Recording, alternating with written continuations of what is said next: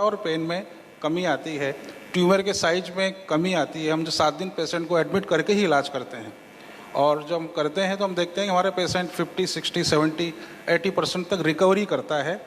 कई पेशेंट ऐसे हैं जिनको डॉक्टर ने बोला है कि इनकी एज लाइफ 1 महीने बाकी है, परंतु वो मरीज 3-3, 4 साल बाद भी लाइव जिंदा हैं। तो बहुत ही सुखद परिणाम हम देखने को हमें इसमें मिलते हैं। और हर प्रकार का कैंसर, वो किसी भी स्टेज का कैंसर हो और किसी भी बॉडी के पार्ट में हो, हर प्रकार के कैंसर का हमारे द्वारा इलाज किया जाता है। ये सर रिसर्च तो बड़ी लंबी हुई होगी ना इसको लेकर, काफ़ी लंबा वक्त होगा, लंबा समय होगा। पहले तो सबसे पहले तो ये दिमाग में आया होगा कि कैसे कैंसर जो पेशेंट हैं उसे दर्द ना हो।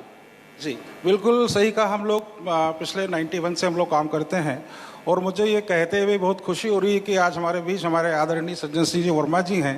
जब ये कैबिनेट मंत्री थे तो इन्होंने 97 में उस समय 5 बेड के ओपीडी हमने स्टार्ट की थी, तो इनका इनॉग्रेशन भी इन्हीं के हाथों से हुआ था।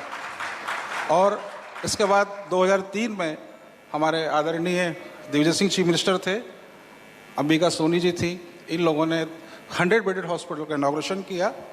और उसका जो रिसर्च हमने पाया कि ओपीडी बेस पे हम इसका इलाज नहीं कर सकते हैं, हमने हार्ट पे, लंग्स पे, किडनी पे भी वर्क किया और रिजल्ट हमें मिलते गए। और हमने स्पेशली 2019 में कैंसर पे हमारा पूरा जो अस्पताल था वो हमने कैंसर को डेडिकेटेड कर दिया, और 100 बेडेड हॉस्पिटल में केवल हम कैंसर का ही इलाज करते हैं। और बहुत ही आश्चर्यजनित रूप से हमें परिणाम मिल रहे हैं और बहुत ही अच्छे रिजल्ट हमें मिल रहे हैं। इसके अलावा हमने रीनल पे भी काम करना स्टार्ट किया है। ऐसे पेशेंट जो डायलिसिस पे चलते हैं और एक बार डायलिसिस पे जाने के बाद में वापस उसकी रिकवरी नहीं होती है, हमें किडनी ट्रांसप्लांट कराना होता है। परंतु इलेक्ट्रोपैथी मेडिसिन में वो सब एनर्जी है, वो कुछ शक्ति है कि पेशेंट को हम यदि 6 महीने, साल भर तक यदि कंटिन्यू ट्रीटमेंट करें तो वो डायलिसिस से बाहर आ जाता है और वो पेशेंट ठीक हो जाता है। इसके रिजल्ट भी हमें मिल रहे हैं इसमें। एक और बात कही जाती है कि कैंसर जो होता है उसका एक बहुत बड़ा कारण जो है आज की दिनचर्या है, आज का खान पान है। क्या सिर्फ यही कारण है? और साथ ही हम ये भी आपके माध्यम से हमारे दर्शकों तक मैसेज पहुंचाना चाह रहे हैं, कैंसर से बचे रह सके जितना हो सके, तो उसके लिए क्या क्या करना होगा? देखिए कि जैसे हमारे अभी कृषि मंत्री हमारे जब पहले उसमें आए थे, उन्होंने भी ये कहा था कि पेस्टिसाइड्स ही इसका कारण है। और हमारे भोजन के रूप में हम जो खाना खा रहे हैं वो पेस्टिसाइड्स ही हमारे उसमें है।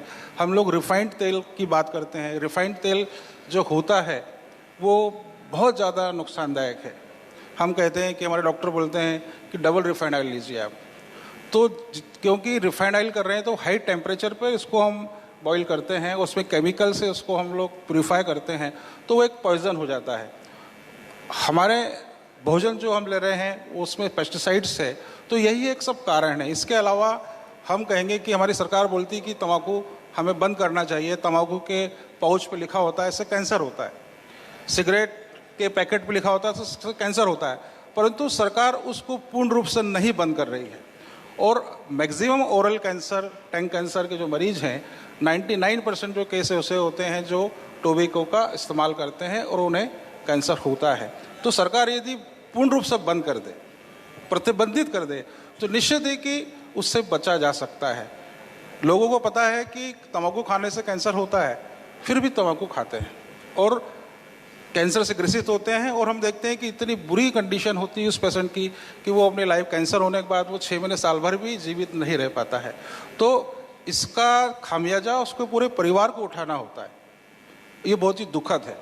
तो सरकार से यही विनती है कि तंबाकू जैसी चीज़ों को पूर्ण रूप से बंद करना चाहिए। आप और हम सब मिलकर ही कर पाएंगे। डॉक्टर हार्डी, आपने जो अपनी मेडिसिन के बारे में बताया, बहुत बहुत शुक्रिया चर्चा करने के लिए।